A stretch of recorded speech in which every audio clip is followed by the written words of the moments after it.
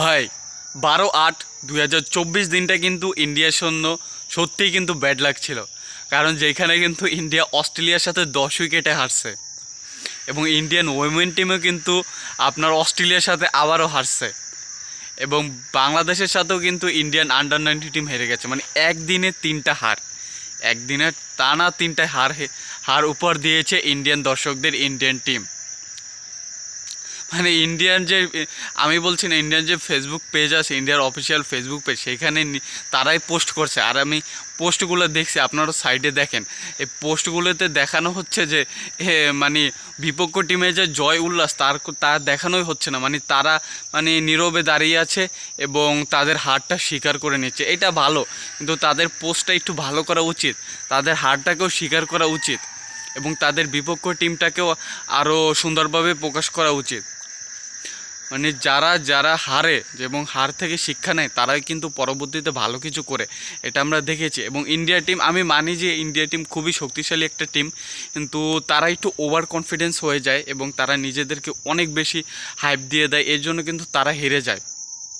যেমন অস্ট্রেলিয়ার সাথেও কিন্তু তারা হেরে গিয়েছে প্রথম ম্যাচটি জেতার পর, ওইভাবে আর সেকেন্ড ম্যাচটাকে তারা গুরুত্বভাবে নেয়নি এবং পরবর্তীতে কিন্তু অস্ট্রেলিয়ার ওমেন টিমও কিন্তু ওইভাবে অস্ট্রেলিয়ার ওমেন টিমের সাথে দাঁড়াতেই পারেনি ইন্ডিয়ান ওমেন টিম, এবং বাংলাদেশকেও তারা গুরুত্ব সহকারে নেয়নি।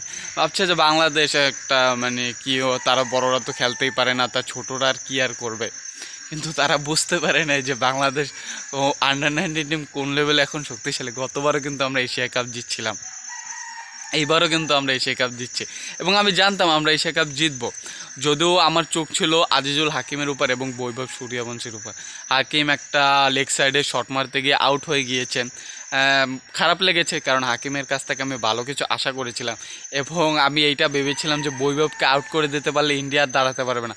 আর বৈভব তো নাইমে মারার শট খালি মারার তালে থাকে, কিন্তু তাকে কিন্তু ব্রেন খাটিয়ে কিন্তু প্যাকেট করে দিয়েছে আমাদের বাংলাদেশি পেস বলার মারুফ মৃধা।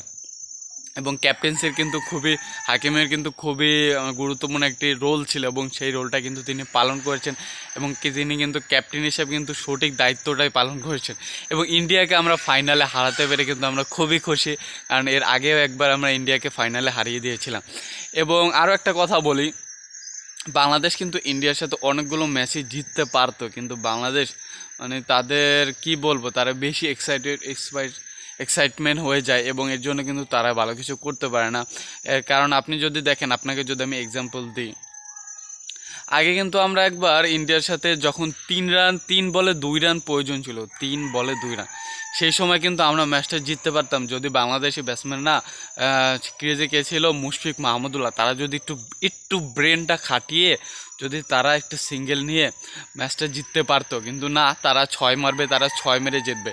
এই 6 মারতে গিয়ে কিন্তু তারা 3 বলে 3টাই আউট হয়ে গেছে এবং আমরা কিন্তু খুবই কষ্টের শিকার হয়েছি। সেদিন কিন্তু আমি খুব কেঁদেছিলাম, কারণ ওইটা এশিয়া কাপ ফাইনাল ছিল, হয়তো আমাদের হাতে ট্রফিটা এসেও আসলো না, আমাদের হাতে ট্রফিটা এসেও চলে গেল।